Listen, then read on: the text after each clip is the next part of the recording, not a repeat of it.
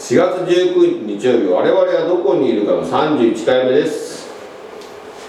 毎日11時45分にアップします。ランチの注文したら見てください。身近なニュースの法律問題を優しく解説するニュースな法律2分道場道場師の岡崎也です。さあ、過去のものこちらでも見れますので、よろしければ見てください。さあ、我々は今どこにいてどうするのかの最終回ですね。私の考えをご紹介します。私の、事務所名は WIZ っていう名前なんですけど、これはどういうことか。苦難を積極的に受ける、苦難をから逃げずに積極的に受けられて頑張って解決できますよっていうことですよね。で、その時に人に尽くしましょうと。そして捧げ尽くすわけです。捧げ尽くさないといけない。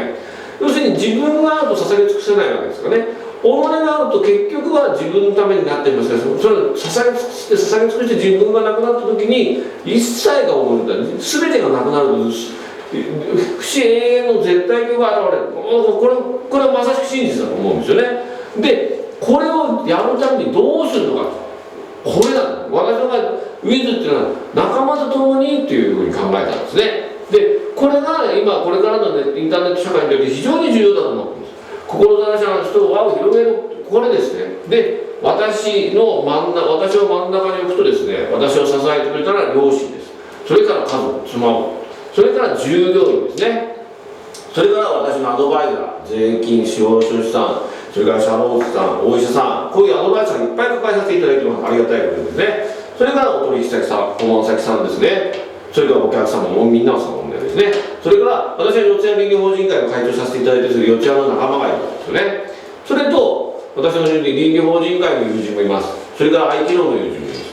それから私の弁護士関係、裁判官の関係のお友達もいます。こういう人たちとネットワーク、仲間を作ってこの難局を乗り切っていかなきゃならないというふうに考えているわけですね。ですからこれからの時代はともかく仲間がいないとダメですよというふうに思って WIZ という名前を付けたわけですね。さあ、これからもよろしく、皆さんもこれからもよろしくお願いします。さあ、質問感想取り上げてほしいニュースのリクエストはこちらです。明日も11時45分から稽古です。稽古を休んだらダメですよ。登場者の岡崎也でした。ありがとうございました。4月19日日曜日、我々はどこにいるかの最終回でした。